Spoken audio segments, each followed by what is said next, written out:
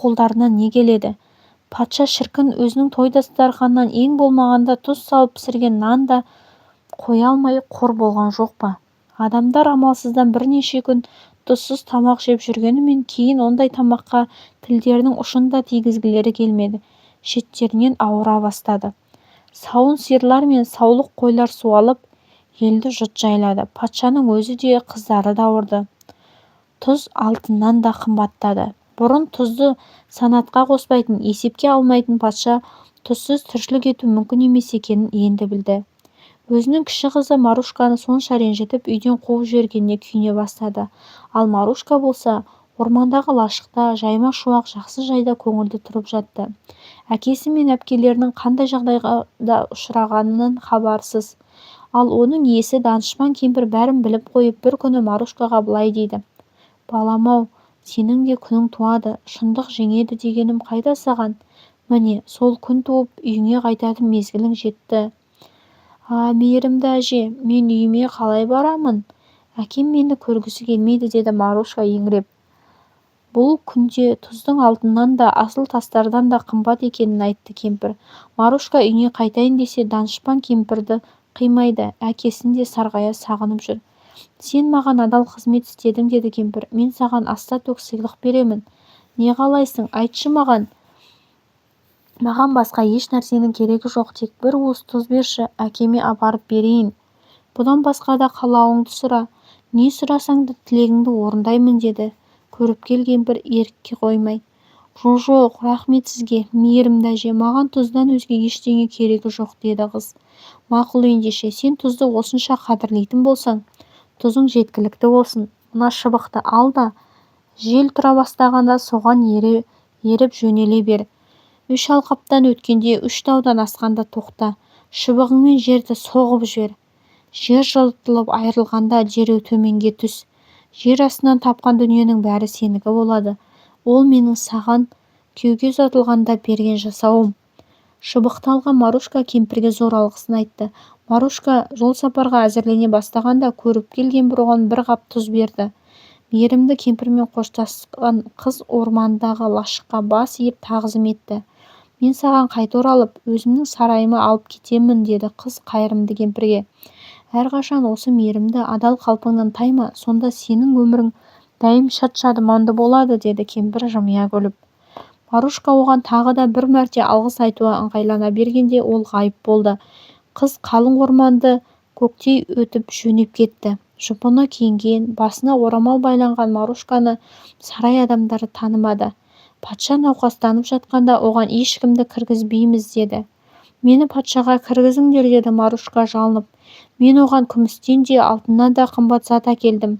Ол тез сауығады». Қызметшісі мұны патшаға барып баяндап бергенде, ол «Қысты маған жіберіңдер» деп әмір етті. Марушка бөлмеге кіріп патшаның қасына отырды да нан сұрады. Патша нан әкеп бер деп қызметшісіне бұйырды. «Бірақ біздің тұзымыз жоқ», деп ескертті патша мұңайып. «Менде тұз бар», деді де Марушка қабының аузын шешіп нанға тұз септі. Қалған тұзды сол қалпынша патшаға берді. «Тұз», деді патша қуанып. «Ау, сүйкімді қыз, сен маған осынша қымбат сыйлық әкеліпсің. Мұның қарымын қалай қайырсам екен? Сенен дүние аямаймын, қалағаныңды ал. Маған еш нәрсенің керегі жоқ, ардақты әке. Тұзды қалай қадірлесең, мені де солай қадірле. Маған сол жетеді», деді де Марушка басындағы орамалын шешті. Өзінің сүйікті қызын көрген патша есі ауып құлап қала жаздады. Жалынып кешірім сұрады. Әкесін қатты құшақтап алған Марушка өткендегінің бәрін ұмытайық деп өтінді. Патшаның кішкентай қызы қайтып келіпті, тұз әкеліпті деген хабар жер-жаһанға тез тарап кетті.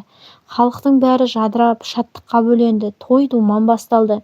Әпкелері Марушканың келгеніне емес, тұз әкелгеніне қуанды. Әйткенмен Марушка оларға ренжімеді.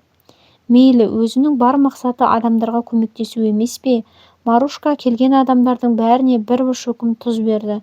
«Өзімізге тұз қалмайды ғой», деп қауіптенген әкесіне былай деді. «Оған бола абыржымаңыз, әке.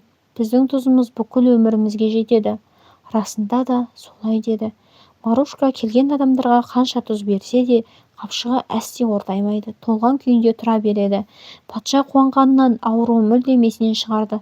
Енді көп ойланбастан кеңесшілер мәжілісін шақырып Марушканы өзінің орнына патшалыққа сайлады.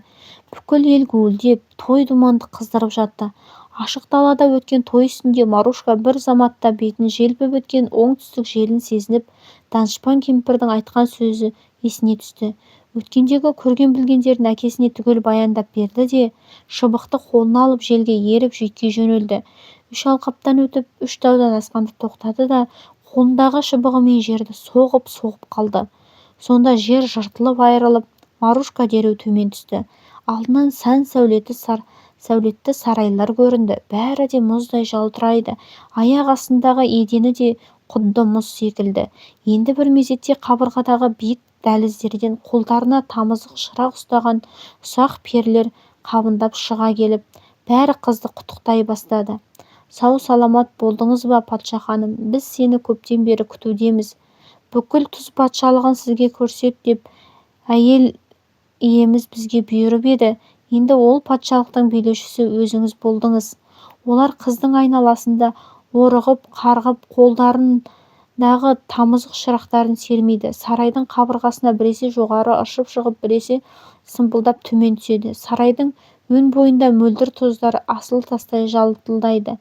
Осынау ғажайып сұлулықты көргенде Марушка қайран қалды. Ұсақ перілер мұздары күмістей жалтыраған тар дәлізді аралатып, салқын қырмызы раушан гүлдер мен әлдеқандай беймәлім гүлдер жайқалған баққа апарды. Раушан гүлді патша ханым иіскесе де қош иісі сезілмейді. Бұл не? Деп сұрады ол. Анадан туғалы мұндай әдеміні көрген емеспін. Осы тұрғандарының бәрі кілең тұз, деді ұсақ перілер. Шын ба? Тұз осылай өсе ме екен деп патша ханым таңданып, мұндай ғажап дүниені талқандап алып кетуге қалай көзің құяды? Қанша тұз алсаң да азаймайды, тола береді, деді ұсақ перілер. Марушка оларға басын ізет көрсетіп алғыс айтты да жер үстіне шықты. Жер астындағы көл-көсір тұз дүниесіне апаратын жол жабылмай, Марушкаға арналып сол күйінде ашық қалды. Марушка үйіне келіп, раушан гүлді әкесіне көрсетті де, көрген-білгендерін түгел баяндап берді. Көріпкел кемпірдің қызға не жасау мүлік бергенін патша бірден аңғарды. Мейірімді кемпір Марушканың есінен кетпейді. Әдемі күймеге аттарды жектіріп, әкесін қасына алып, кемпірді патша сарайына шақырғалы орманға кетті. Ормандағы лашыққа апаратын жолды Марушка анық біледі. Бұлар ұзақ жол жүріп, орманда бармаған жері қалмады, бірақ кемпірді таба алмады. Жым-жылас жоғалыпты. Оның жай әншейін кемпір емес екенін Марушка енді ғана айқын білді. Біраздан кейін қапшықтағы тұз таусылғанда Марушка оған бола қысылмады. Несі бар, тұздың қай жерде өсетінін біледі ғой. Ол жердің тұзын адамдар қанша алса да азаймайды, сол қалпында қала береді. Марушканы күндеген әкпелері оған қай-қайдағы пәле қырсықтарды тіледі. Мейілдері қолдарынан келсе аямай-ақ қойсын, құртып-ақ жіберсін. Күншілдіктен іштері жарылып кетсе де бәрібір олар ештеңе істей алмайды. Патша Марушканы жанындай жақсы көріп, басынан құс ұшырмайды. Мейірімділігі, жомарттығы үшін елдің бәрі Марушканы жақсы көріп, алғыстарына бөледі. Ал Марушка өмір бойы сол сүйкімді де кішіпейіл қалпынан танбай, мейірбан кемпірді өле-өлгенше